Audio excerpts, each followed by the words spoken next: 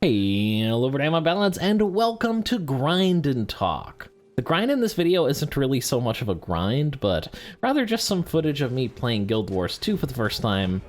I had to try it out eventually, and I will be streaming this on Twitch this Saturday if you're curious about what I think about the game. As for the talk, we're going to be talking about class design oversimplification in MMOs.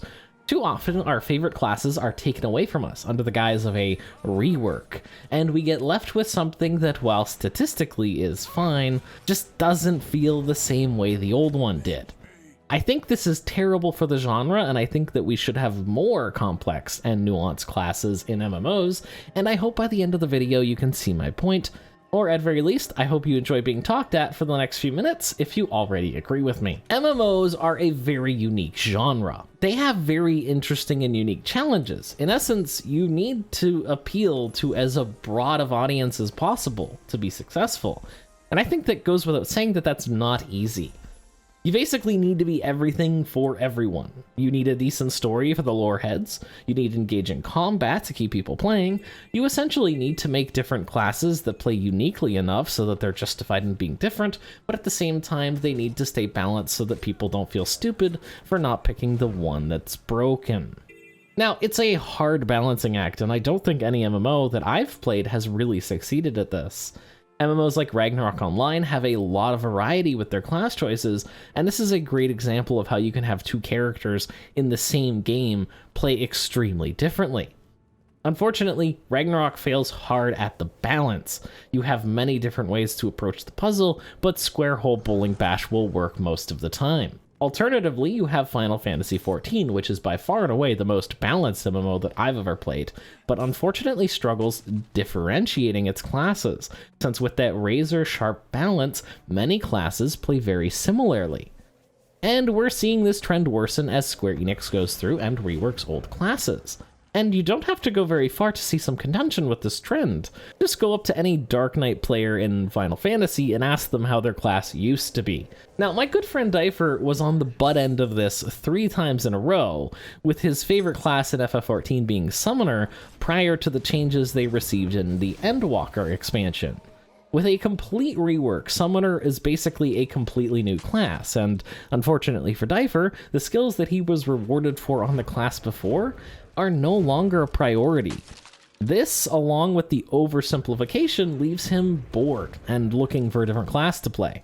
Difer looked to Dragoon, who was complicated enough to keep him interested and gave him the depth he was looking for with his beloved Summoner gone. But alas, everything changed when he looked at the patch notes and seen the ill-fated words, "Extensive rework for Dragoon in development."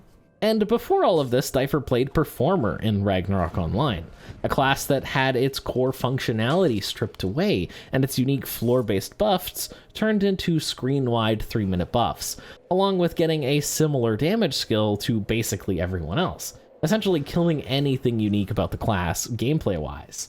Now, we could argue that making these changes helps the classes be more accessible to a wider variety of players, but is this sacrifice of unique gameplay mechanics worth the oversimplification?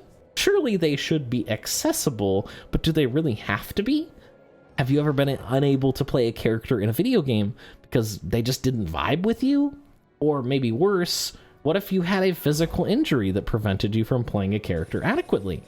And I know this is a touchy subject, and I'd love games to be accessible to as many people as possible, but in order to have a strong and rich variety, I think it's fair to say that there should be some classes that certain people just can't or shouldn't play. And I mean that with the utmost respect. And transparency can and should be used in this case to prevent people from going down the wrong road, or just allowing them to easily switch if they happened to. Modern MMOs are generally making a lot of strides in this direction, as it's much easier now to change classes on the fly compared to back in my day, we had to level a whole new character twice just to play a new class. And I think that's great. It's totally fine if some of them don't vibe with you, and having a cornucopia to choose from makes it a little bit easier to find what you're looking for. I think a great way to start is, when you're picking a class or a character in a game and it's like, oh man, this character is 3 stars difficulty. What does that even mean?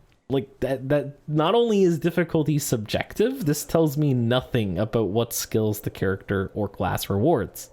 Splitting this into a set of skills that we as humans have make the difficulty indicator much more informative as a whole. Skills like memory, action speed, and precision. Not only are these a good indicator of what you'd expect from the class, but as designers we can keep these skills in mind to ensure that our classes are rewarding, but for unique and different reasons. That enriches not only the players playing the class, but the whole MMO world as a whole. By appealing to a more varied group of people, you get a more varied community, and generally everyone benefits from that. And just on the top of my head, gaming is such a rich place with countless different experiences and genres, but I think a great example to look at is fighting games. Fighting games, in my opinion, lead the way in player expression, and it's really hard to find a fighting game with a poor variety of characters. And I really think MMOs could go a long way to emulate this kind of character design. Just in the same game alone, we have a character that rewards split-second decision-making, a character that rewards patience above all else, and heck, here's a character that rewards literally dumb luck. But to close with some examples that we could use in an MMO setting, I've got some rough drafts of class types and how I personally would make them stand out while working in the same game. I think we've all thought about this one, but how about a bard that has to play a rhythm game? Rhythm games are amazing, and having a musically inclined character requires some, or at very least, a small amount of musical knowledge or cadence, would go a long way in making these musical classes stand out, while not being so outlandish that it couldn't exist in the main game.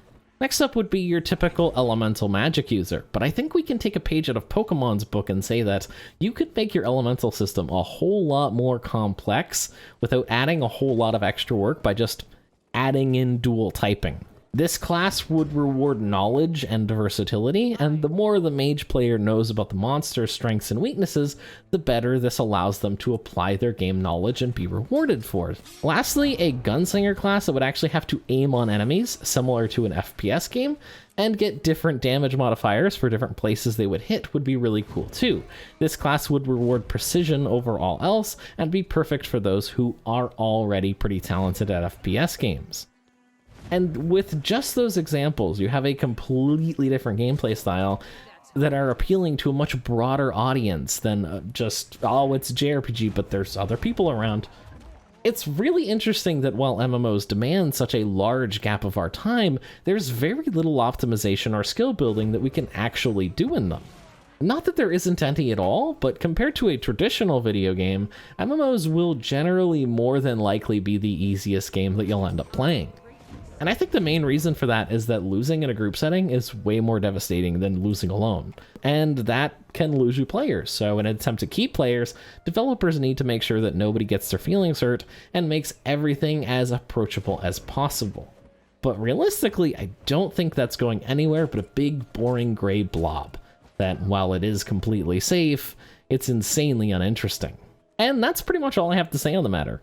Thank you for sticking around until the end, and a huge thanks to my Patreon supporters who allow me to make videos like this without having to go and grovel for sponsorship deals and interrupt the video with like a minute-long stupid thing about something that you don't care about.